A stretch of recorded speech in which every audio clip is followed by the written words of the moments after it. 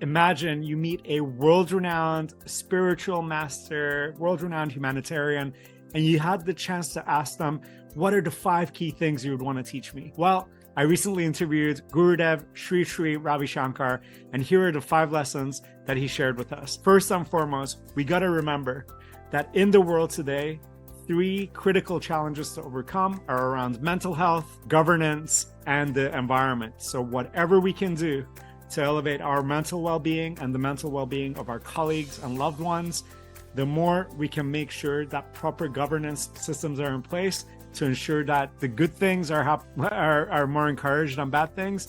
And finally, anything, of course, we can do about the environment, let's do it. Second, we got to get better at navigating setbacks. So whatever setbacks we may be facing, let's take a moment, let's take a breather, let's meditate, let's find a way in which we can slow ourselves down so that we can get back into making things happen and getting great success to materialize. Third, we have to actually take time out to recharge our spirit. According to Gurudev, the critical way to do this is silent retreats. Now, we've all heard of, 10-day silent retreats and so on and so forth.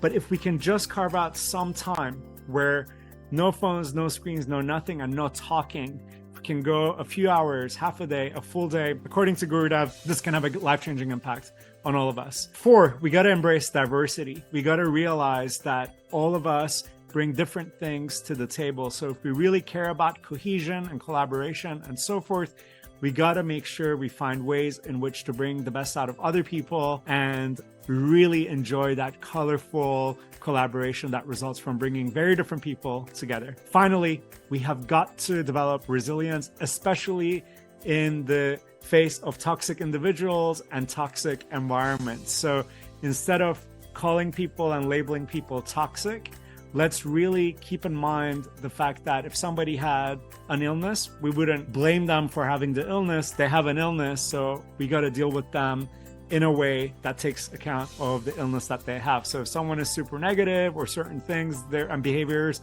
they display are really off-putting, well, so be it. That is who they are. Now, how do we deal with them in the context of seeing it not as a label of toxic that we put into them, but rather someone who has certain things holding them back, and we got to get things done anyway, and how can we best do that?